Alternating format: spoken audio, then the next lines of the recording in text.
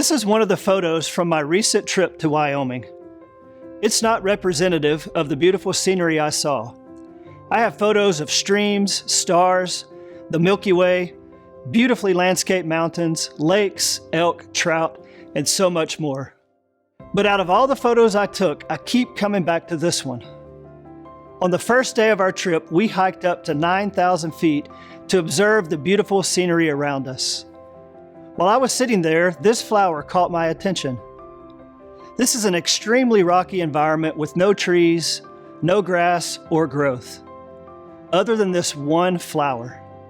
And it left an imprint on my life. And here are some of my thoughts on its significance.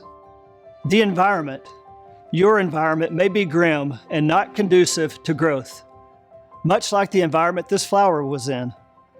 The surroundings could be cold, rocky, windy, and seemingly adverse for something to flourish. The odds seem stacked up against this flower, and maybe even you. We all have struggles that are represented by this cold, rocky environment. We have lived in this gray, harsh world during COVID, and many have experienced personal tragedy and loss. We work through burnout and see compassion fatigue daily. Our environment has been compared to the harshest places on earth. But that is not the full story. As I continued to think and wrestle with this photo, I started considering that maybe I was looking at it with the wrong lens. When the focus shifts from the environment to the flower, another view begins to appear. While the boulder is seemingly desolate, this flower is anchored in rock that gives it protection and withstands brutal forces. This flower has the strongest of steadfast foundations and stands on solid ground.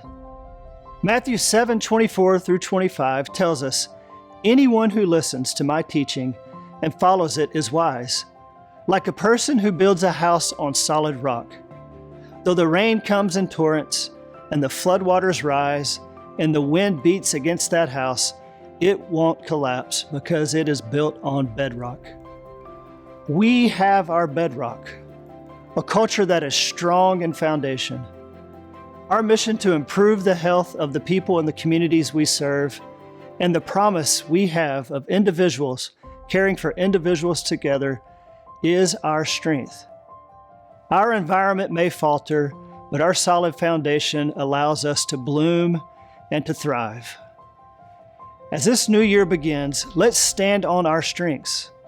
Let's work on our personal journeys to healing, and let's show this great culture to the communities we serve.